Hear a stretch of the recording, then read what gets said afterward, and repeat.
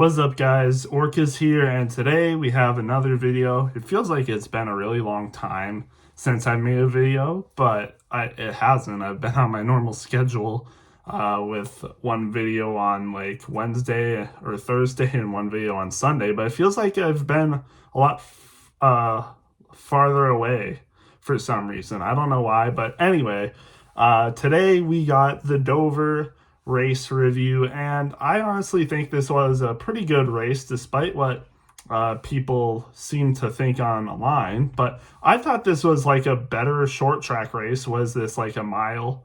This short track's like a mile long. I would probably say this is my second favorite short track that we've gotten. I think it was pretty good for the most part. Definitely not as bad as Richmond and Martinsville. And then there was another one, I think, but probably not as good as Bristol, but I still like this one. I would probably put it like, I'd give it like a 7, probably around Las Vegas levels of good, if not a little bit higher, maybe like a 74 or 75 out of 100. And it's funny, I'm talking about this now. Normally I don't say what I think about the race until the very end. But yeah, I think this was a lot better race than some people thought. I thought the ending was really nice as well. The race between Kyle Larson and Denny Hamlin. It seems like I'm going backwards, but no, I thought the race for the finish between Larson and Hamlin was good. It was really intense. I thought there was a possibility that Larson could actually pass him. But Denny is just too good when he's in the lead. A lot of people say Chastain's really hard to pass. I think Hamlin is really hard to pass. Hamlin's one of the hardest people to pass, in my opinion. When I think about it right now, I can't recall a ton of people passing him when he has a good car. Like, the only times I can think of people being able to pass Hamlin is when he definitely has something wrong with his car. But when he's looking good, he can't get past, I think. It's just too good. He's just too good. But other than that, there could have been more tire fall off, but it seemed like they stuck through it. Not as bad as Bristol by any stretch of the imagination.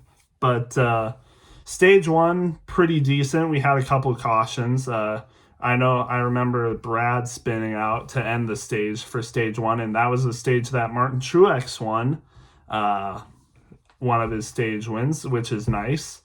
I think that's either his first or his second. It might be his second.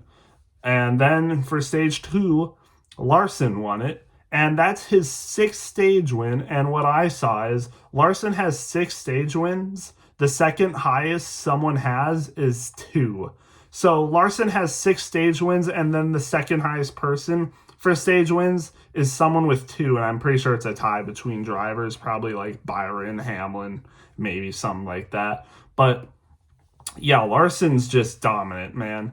It's JGR versus Hendrick, like I said. I mean, look at the top 5 even. Like Denny Hamlin, Kyle Larson, Martin Truex Jr. Then in 5th you have Chase Elliott.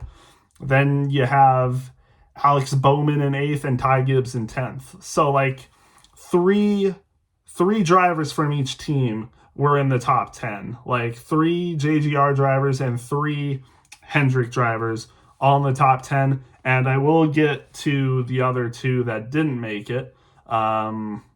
William Byron and Christopher Bell both got wrecked in the same accident along with Bubba Wallace. And that wreck actually pulled Bubba Wallace, Christopher Bell, and William Byron out of the race. It looked like Zane Smith, of all people, got into Bubba Wallace, turned him. Then Bubba Wallace got into Christopher Bell, and Byron was right behind them and just got caught up in their mess. And all 3 of the drivers had race-ending crash. So unfortunate for them. Byron was running really good in stage 1, and then I think he had a bad pit stop or something. Something wrong happened to his pit stop, and I'm pretty sure Christopher Bell just didn't qualify well, but he was running up there. He got up there pretty fast, And then I think something else happened to him as well that made him still behind, because Chase Elliott was also behind in this race. He qualified like 29th and was able to get into the top 15 in one stage. So, yeah, it was just kind of like that. We also had a couple other cautions, but nothing too serious. Ricky Stenhouse Jr. was one of the cautions, and he was running so well as well. He was running like 10th, 11th place basically the whole race until he got something wrong with him. I'm not sure what happened to him, but he ended up causing a caution, was out of the race. Ryan Preece early in the race also had something wrong with him. It seemed like maybe the foam in his car was catching on fire or something, so his car was done. And then Michael McDowell also had something wrong with his car too. I'm not sure what it was, but McDowell, unfortunately, just bad luck for Michael McDowell. I swear, he's the unluckiest driver. McDowell is the unluckiest driver. It's always something with his car. Always something, or always something happens to him. It's just, it's really stupid. Uh, Again, McDowell is just the unluckiest driver, and I have no idea why. Two races in a row, something bad happens to him where he DNFs, and it's tiring. But fortunately, one of my other favorite drivers, Truex, like I said, got third this race. Just didn't have the car to get first. I'm not sure why. But Denny Hamlin was just outclassing everybody, especially on the restarts. Denny Hamlin is a master at restarts, for sure. I mean, yeah, he's too good at restarts. There's only been a couple of times this year where he's been beat off of restarts, and one of those times it was him actually crashing out, going for the win because he got beat off pit road, or not pit road, but the restart. He ended up crashing out. I forgot what race that was, but it might have been Martinsville. But yeah, like I said, Hamlin is just too good. He's definitely a top 3 driver right now, tied for the most wins, along with William Byron. Yeah, he's just really impressive. Just really impressive. A top 3 driver for sure, maybe top 1. So yeah, good for him. I would definitely expect him to make the championship for this year for sure. I mean, it's a fail year if he doesn't make the championship for, and heck, it might be a fail year if he doesn't win the championship. Denny Hamlin, he just seems really good right now, and I can't see many other people beating him right now. I can't see very many other people beating him, except maybe Kyle Larson. Kyle Larson raced really well, especially up to the finish. Like I said, he was racing him hard. If he didn't get beat so bad off the early laps, when the green flag wave for the last time, if he didn't get beat so bad off the restart, I think Kyle Larson could have won this race. But he was unfortunately down like a couple seconds shortly after the restart, and it just took too long for him to get those seconds back. I think he was second by 0.25 miles, so only a quarter mile, or not a quarter mile. He was 0.25 seconds behind Denny Hamlin, so he was almost there, and he got it within a tenth of a second, or close to a tenth of a second at one point. So yeah, again, like I said, if he just wasn't so bad off the restart and didn't let Hamlin get like a 2-second lead, I think he would have won this race. But just unfortunate for him. Yeah. But with that said, I think this was a good race. People think the Xfinity Series car is better, and honestly, I would agree. The Xfinity race for Dover, I think, was definitely better, for sure.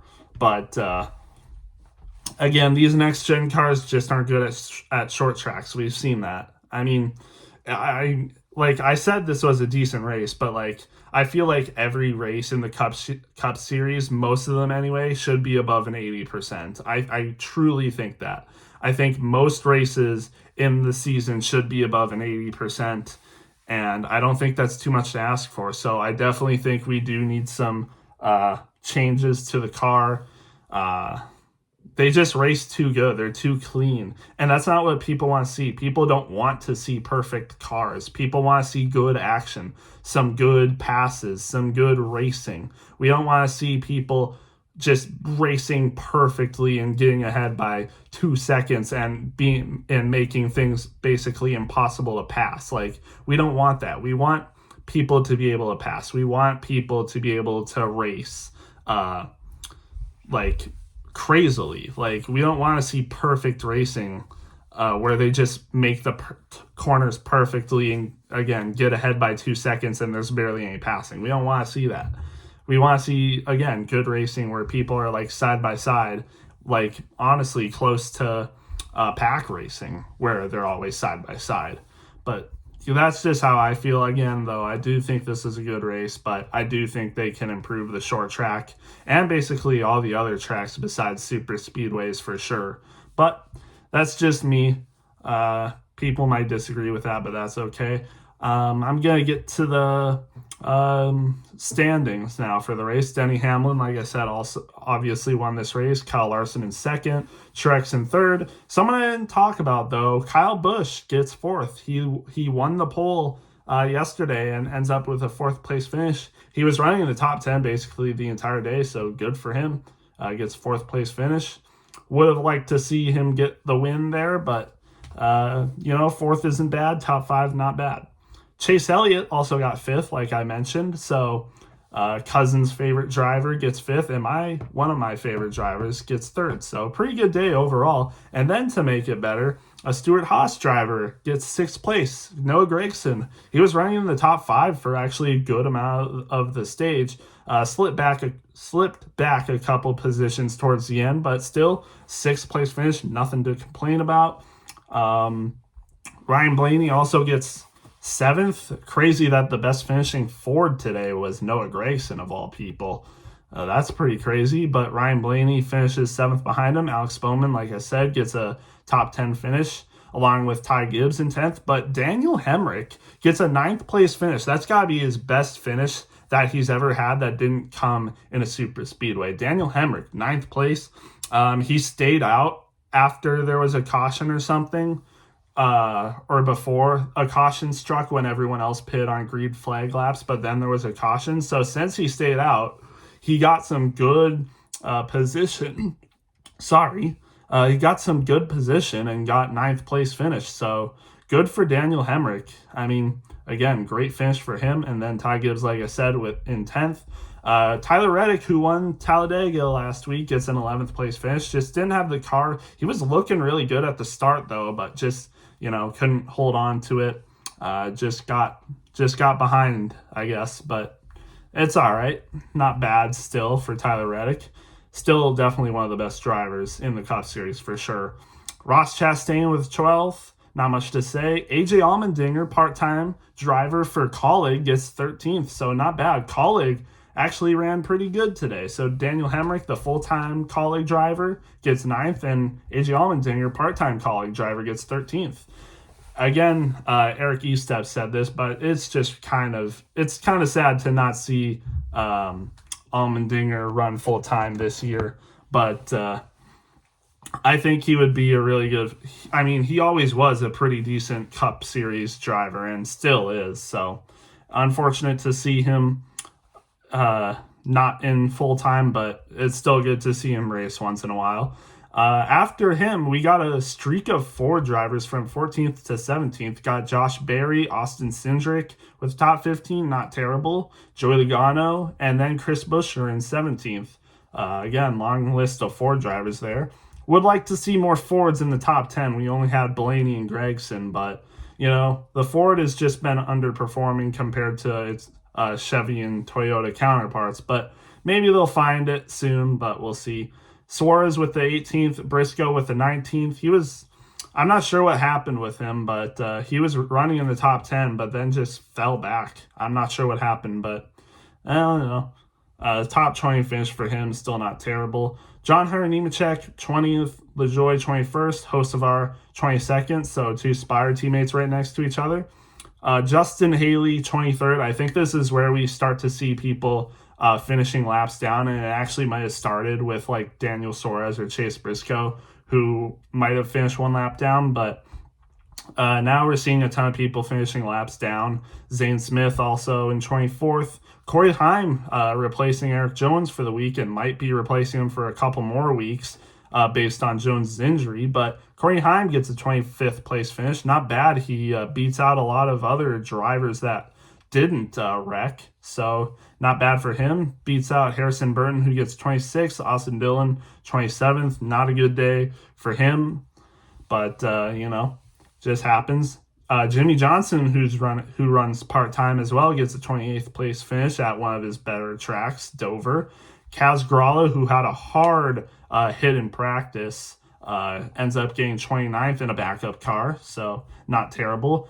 Brad Keselowski, he spun out, but I didn't think it was going to be this bad. He went to pit road multiple times, finishes 30th. Unfortunate for him. He was a lot of laps down, I'm talking like 10 plus laps down. I'm not sure what happened with his car. Just unfortunate day for him. And same with Todd Gilliland, who also he was one of the cautions as well. He spun out, and then I'm really not sure what happened with these cars. But it seemed like even if you spun out, your day was like over, and that normally doesn't happen. Normally, if you just spin out, you're able to come back a little bit. But it seemed like if you spun out, you just couldn't come back, which was weird, and ended up, again, finishing like plus 15 laps down. So unfortunate. And then we get to the DNFs, Bubba Wallace, William Byron, Christopher Bell, Ricky Stenhouse, Michael McDowell, and Ryan Preece. Unfortunate days for them, especially seeing Christopher Bell, McDowell, and Preece, some of my favorite drivers, as you guys probably know. But just unfortunate days for them, but still had some good things happen in this race, like Truex finishing third and Gregson sixth. So I'm pretty happy with today's race, even though it was a little boring at some points. Otherwise, again, great race. And what race do we have next week? Kansas. Yeah, that's right. We got Kansas next week, which is arguably could be the best 1.5 mile track. So can't wait to see that. What was I going to say? Yeah, 23-11, notoriously good at Kansas. So we'll see what happens next week. We'll see you then.